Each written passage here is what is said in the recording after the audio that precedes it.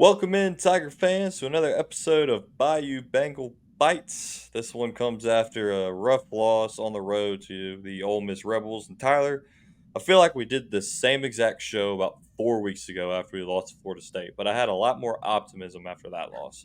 I'm done with this one. Season's Yeah, over. I got nothing to say. yeah, definitely good to have you back. Wade held down the fort. Wade and I, we were recapping this game, and then here we are. It feels like week number one, like you said, against the Florida State loss. This team just had so many high expectations after Brian Kelly and the company won the SEC West, got 10 wins, and you already got two losses, and it just feels like everything is just crumbling right in front of you. Yeah, no, I said it to you before the show. I feel like the seasons are swapped. Last season is when you're expecting a loss to an Ole Miss team, Florida State potentially. You're looking ahead to Alabama, Texas A&M. What's going to happen with that? And then this season is when you're expecting to go win the SEC West. Like year two, Jay Daniels, second year in the offense, which the offense looks phenomenal. But the issue is with the LSU defense, and of course we're going to get into it. But I was just speechless. Worst defensive performance that I can remember from LSU. Now, I'm only 25 years old. That's 25 years of watching LSU football. Worst defensive performance I've ever seen. That rivals a 2020 Bo Pelini team that was just absolutely abysmal. But I guess you can give them a break with COVID and everything like that. I've listened to all the Baton Rouge shows with Moscona, Jordy Collada, everybody. They can't remember a worse defense than what we've seen, and it comes down to coaching. I know we're not as talented as we typically are, but still, you can't even make a tackle. I don't know if that goes on the players, and I'm not one to blame the players, but when they're making all this NIL money, you can treat them like NFL players, and they can shoulder some of the blame, right? But we're gonna get into everything. So if you want your weekly LSU recap, it might not be very positive and optimistic this week, but make sure you hit that subscribe button. Give us a follow, give us a like, let us know what your future outcome of the season is. Tyler, let's get into it. All right, so last Saturday night up in Oxford, the Tigers fell to the Ole Miss Rebels. I believe the final score was 55 to 49. LSU had like 650 yards of offense, but their defense let up 712, I think was the final number. Ole Miss storms the field, which I have a problem with that too. You beat the number 13 team who you beat 2 years ago. It's not like you were playing a team you haven't beaten in 20 years and they're ranked number one. Like, come on, Rebels. Fans were running into LSU's players as they were leaving. There was a little bit of I don't know who the LSU player was, but they were trying to say he, went out of his way to shove the guy. I don't know if you saw the video, but the fan runs straight into him and is screaming "F LSU, F you," blah blah blah. And the dude said, "I have had enough of this, buddy." Shoves him halfway across the field. But Tyler, let's start with the offense. Let's get a positive note to start with, and then we'll go scorched earth. They looked great. Jaden Daniels. If LSU's defense wasn't so bad, he's a Heisman candidate. What you think? Yeah, I mean, like you mentioned, the offense was about the only positive to take from Saturday night. It just feels like you're just wasting an absolute one of the best offenses in the country. You look at the statistics. Jane Daniels is right up there with Michael Penix, and also Caleb Williams and Shador Sanders. It's pretty much 1, 2, 3. Jane Daniels is the number two quarterback, right behind Michael Penix. So if LSU, even with the one loss, I think that Jane Daniels would be in the Heisman discussion. But usually Heisman winner outside of Lamar Jackson. We saw him. Louisville was the 9-3 team. I just don't see him getting that same accolade this season. I think that this LSU team is definitely going to have one or two more losses on the schedule. But going back to the offense, I think the offense looked really good. Outside of that one early turnover by Jane Daniels, outside of that, I think the offense had one of their best games, if not the best game of the season. Usually whenever you put up 49 points, you usually kick someone's butt, but it Yeah, wasn't the case as the defense was non-existent. I'm sure we'll get to that in just no moment. But look at the wide receivers. You got one of the best wide receiver duos in the country, Malik Neighbors and Brian Thomas. Brian Thomas continues to haul in touchdowns. He had two big touchdown grabs. Malik Neighbors, he had over 100 yards receiving. You didn't really see that much. The 2019 team, you go back to, Justin Jefferson, Jamar Chase, they didn't really have back-to-back weeks where they had two guys get over 100 yards receiving. So, if you look at the stats, over 500 yards of offense are averaging, over 40 points of offense. So you find, Logan Diggs is really looking like a true RB1. He really was able to Oh, have his way definitely. against rushing defense over 100 yards. So I think the offensive line had some their struggles against the Florida State game, but since they really gelled together, you just knew that that group was coming off of a stellar season. A lot of freshmen now they're growing. Their growing pains are pretty much over. So yeah, I think that this is going to be one of the best offenses in the country, but it feels like it's going to be wasted.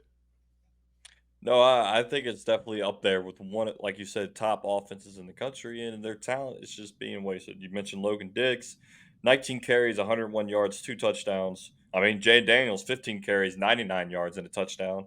And Daniels threw for 414 yards, 4 touchdowns. Brian Thomas, 3 touchdowns.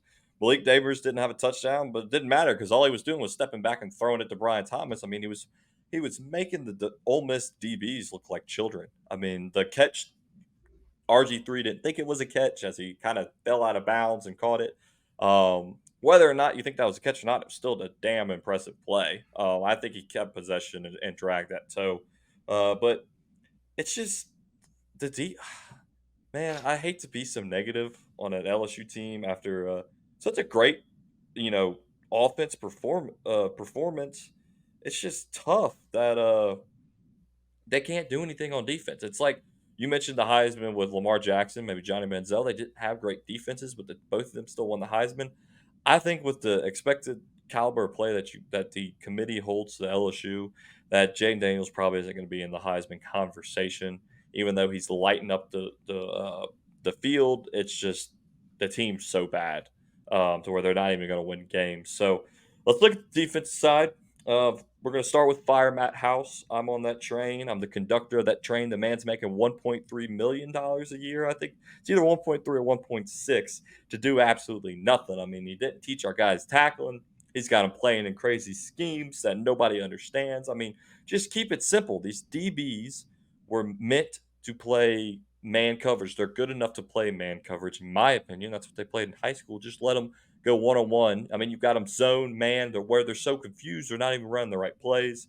Ole Miss had 300 yards passing, 300 yards rushing, and basically ran the same play the majority of the time. Toss dive left, toss dive right, and they just chopped up our defensive line. Our front seven that was supposed to be one of the best in the conference, and at stopping the run, they looked like they couldn't stop a butterfly coming through there. So Tyler, I mean, is Mason Smith and Harold Perkins are supposed to be the best players in the country, and Mason Smith looks non-existent. I mean, and you can't really say much about Perkins; he's doing all he can.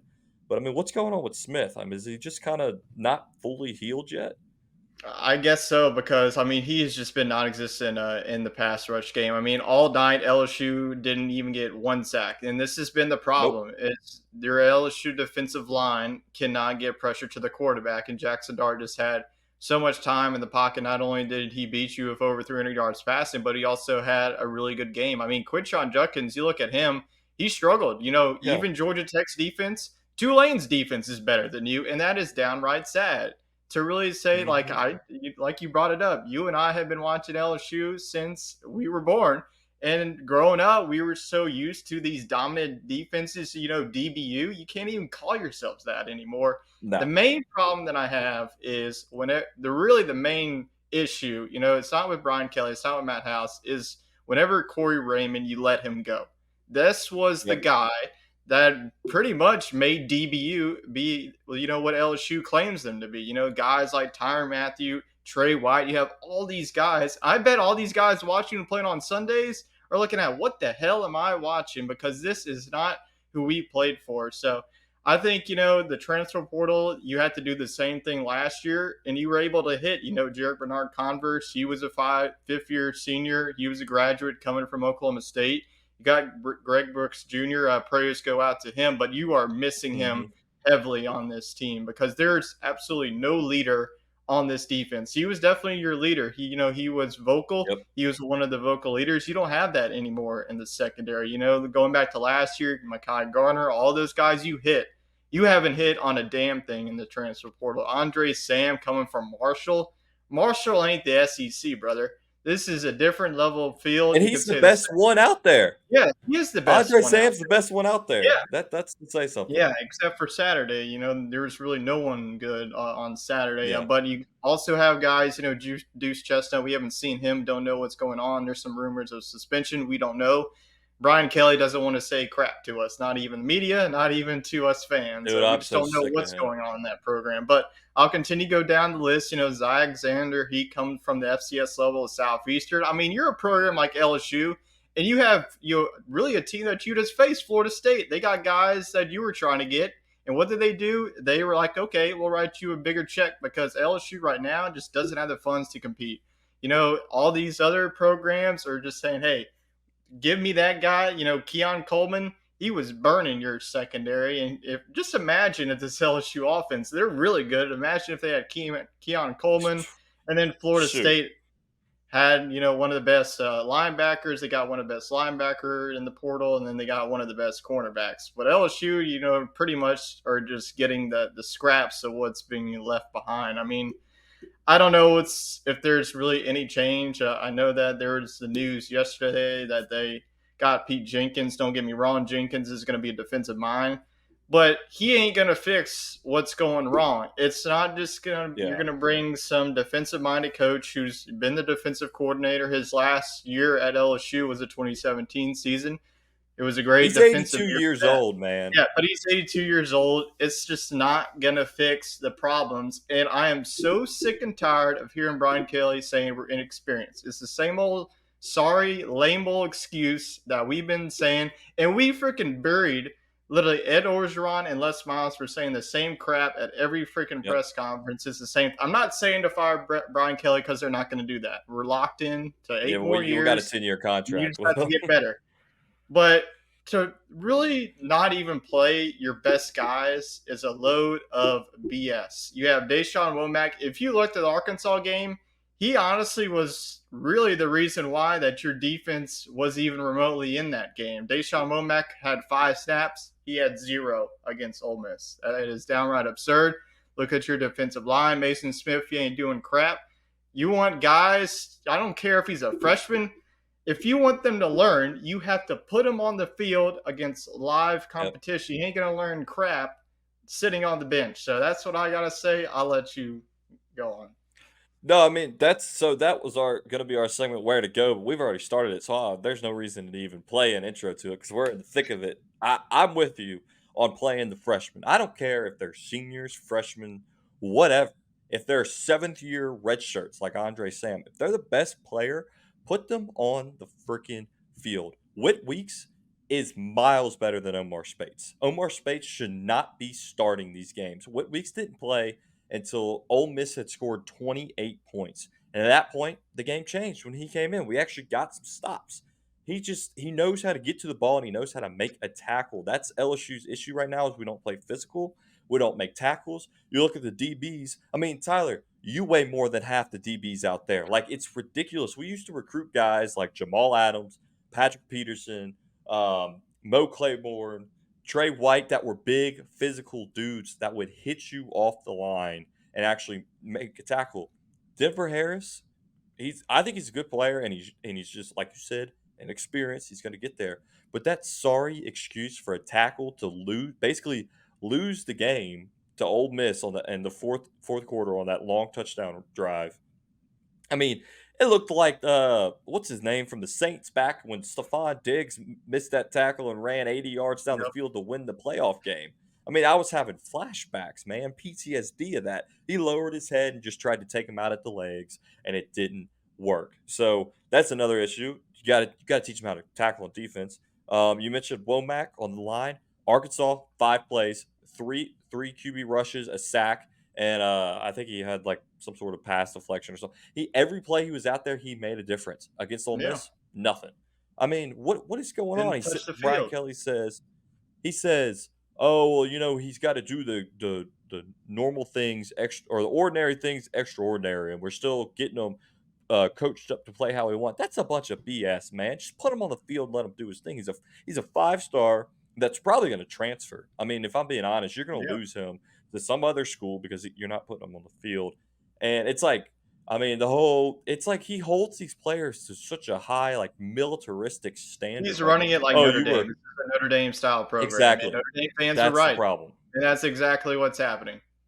He's Yeah, too they stubborn. tried to warn us. He he's Yep, put all the accountability on his players and not on the coaches. Have you noticed that? He has yeah, put all of it, put his players under the bus and has really no accountability on the coaches because, hey, like in the normal world, if you mess up, you're gone. Giving up 706 yards of defense, I don't care how good of a coach you are, your seat's got to be at least warming up. And this is going to continue to happen. I mean, there's not, like yep, you mentioned, like Kelly said, that there's not going to be any quarterbacks that's going to come save you.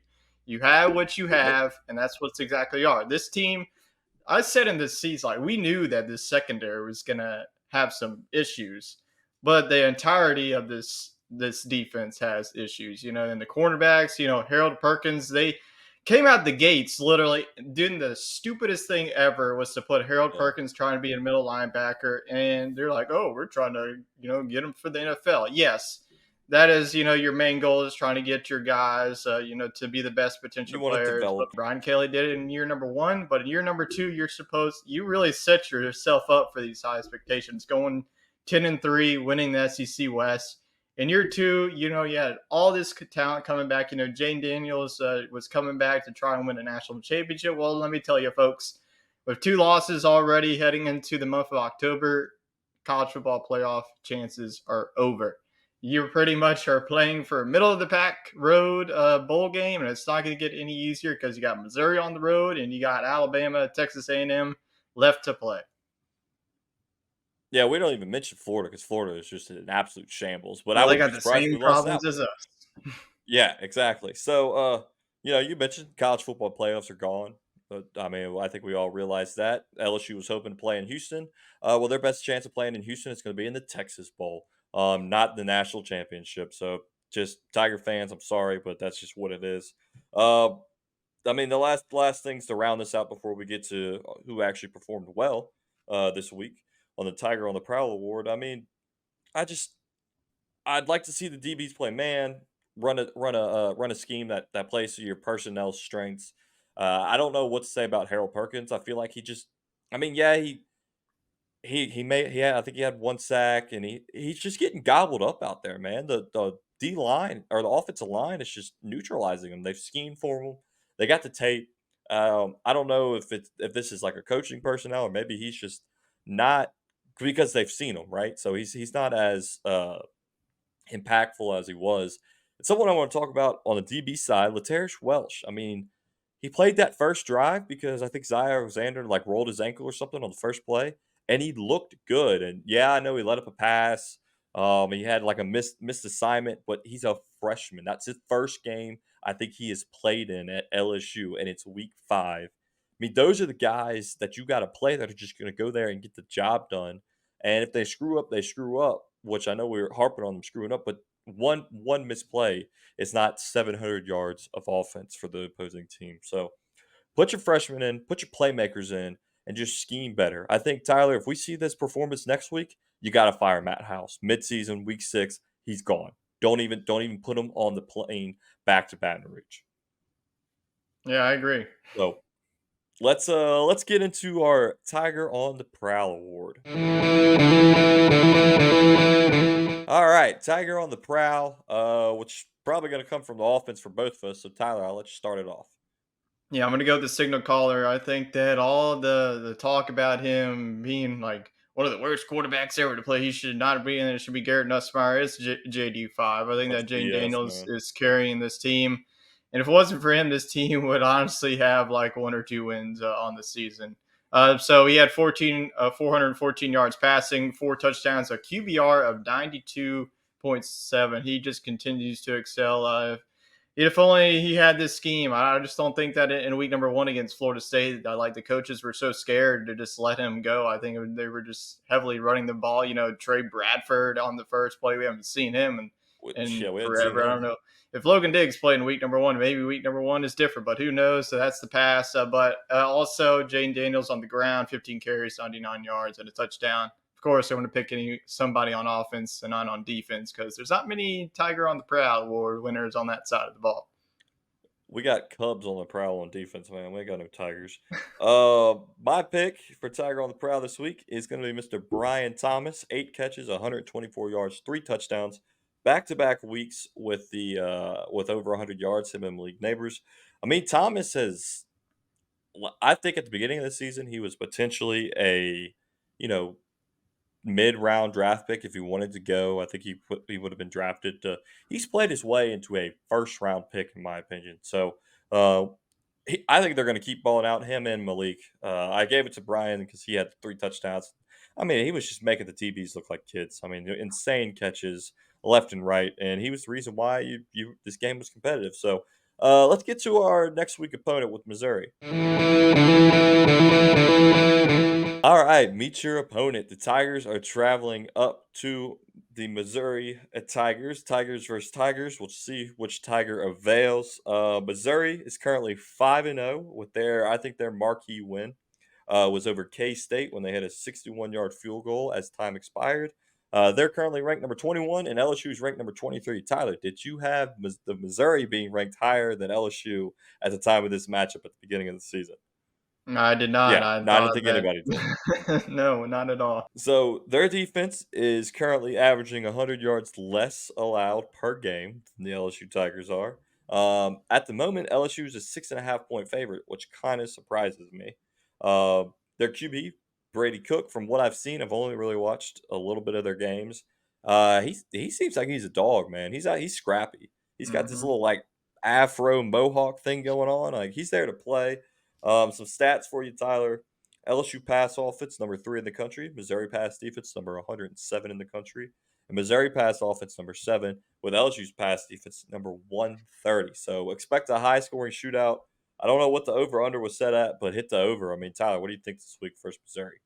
Yeah, I think that this is going to be more of the same that we saw in the 2020 season. When Missouri pulled this one out 45-41. It was pretty much the same offensive shootout, but two different quarterbacks this time with Jaden Daniels and also Brady Cook. But man, I have just been very impressed with Missouri's offense. I think that they're right up there, with one of the impressive offenses that Kentucky that we're going to be seeing. We'll see how for real Kentucky is versus Georgia, and then Missouri. I think that they're led by Brady Cook and the running back Cody Schrader. He has a lot of experience, and Luther Burden the third. He is going to be an absolute problem. I'm just thinking, how the heck is this Oh, yeah. secondary going to cover Luther Burden? It just feels like easy. If you want a player prop, whatever Luther Burden's player prop is, just take the over because I think that if Missouri is going to win this game, Burden is going to have a very good game. But like you mentioned, two similar defenses. I think that there's definitely some question marks in the secondary. I think that both of these offenses are going to try and attack that secondary. So you're probably going to see more of an air raid attack for both teams. I think that both teams are probably going to get at least into the 30s. I think that it probably won't be as bad as that Ole Miss score of 55-49, but it'll probably get into the high 30s, maybe even low 40s. So I'm expecting both of these offenses are going to have to come to play, especially with the defenses having a lot of concern in the secondary. Over under is 63. Just found that. And Luther Burden against K State, he had 115 yards with 2 touchdowns. And against Vanderbilt last week, he had 140 yards and 2 touchdowns off 7 and 11 catches, respectively. So, yeah, put your best DB, whoever it is, whether it be Denver Harris, Zy Alexander, Welsh, just throw them on there and have them follow them around all day. Probably have Sam help out as well because I think they're going to need it. Um, so you got a lower scoring prediction. What do you think? What do you think's the final score? Do you have the LSU Tigers pulling out the win? I do not. I just don't know what the mindset of this team is going to be. Brian Kelly said it after the post game against Ole Miss that this team needs to be pissed off. But I just think that there's got to be some division in the locker room. I bet the offense Oh, the is not offense has too got to pleased hate the defense. with the defense, especially putting up 49 points. They're just like 9 times out of 10 that if you put up 49, especially on the road against the SEC, you probably win pretty handily. So I think that this was a trap game, anyways. This is 11 a.m. game. This is going to be a sleepy contest. Missouri just feels like that they just are riding with all the momentum. LSU, what they really have to play for, probably the SEC West. Whoopie doo. That really doesn't really do much for you, unless just hanging another number in Tiger Stadium. But I'm going to go with Missouri. I was going to pick Missouri regardless. I just thought that this was a tough road trip environment to go up to Tacoma.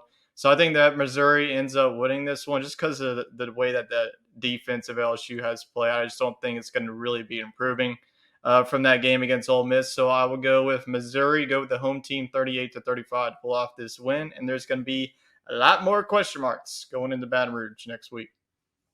Okay, I'm gonna disagree with you there. I'm gonna think LSU is just pissed off enough that their offense is gonna withstand the Missouri defense, and at some point, our defense is gonna step up and make a stop. I'm going with a high scoring one. I'm going 56-42. I think we pull away late in the fourth quarter to take it. Sounds like you've got their kicker. I can't remember his name, but hit another Pearson 60-yard Mevis. field goal to win the game. Yeah, so you Sure. got to watch Do out it for that. again. Um, Keys to the game for me: make a damn tackle when you're supposed to. Just have a bunch of hats going to them. I mean, team tackles is what we need. You can't go one on one. Just team tackles all day long. And offense, don't even change anything. Just continue to do what you do because you're looking great. So let's get Tyler around town news. All right, around town news. We want to wish our thoughts and prayers with Coach Kim Mulkey as she went in for a regular checkup, a stress test, I believe it was. Ended up having 100% blockage in one of I don't know the correct term for this. I guess one of her valves or something in her heart, right? So she had to go in, get heart surgery, and clear everything out. She says everything is okay now. She's in full recovery mode, ready for the women's basketball season, which will be tipping off in a couple weeks. They had their first scrimmage practice, live open to the public practice, had 2,500 fans there. Tell me the last time you've seen 2,500 fans. I mean, hell, even at the football spring game, like this. I mean, the hype is real for this women's team. Tyler, I'm expecting fully undefeated season, but glad to hear Coach Mulkey is okay. So, you think the Lady Tigers go undefeated this year? Run the table? All right, think about like there's like the only two games I have on Circle. They host South Carolina and they go on the road to Tennessee. Outside of that, I just think that with all I mean, they just have so much talent. I would not surprise me. They're Yeah, it's probably going to be crazy. the number one in the preseason rankings. So it would definitely shock me if they have like two or three because they only had like two losses last year, and then you go back to like the first year, they only had a couple of handful of losses. So yeah, I'll just go ahead and say it: undefeated season coming in. I like it. I like it. So that's what we got. Of course, hit that subscribe button for us. Comment what you think's going on with LSU, and hit that like button. Like button helps put it all out there. If we're LSU fans and we got to sit through this abysmal, we might as well get a bunch of subscribers to sit through it with us. So come join us every week here on Bayou Bengal Bites. With that, we'll leave you with the Go Tigers.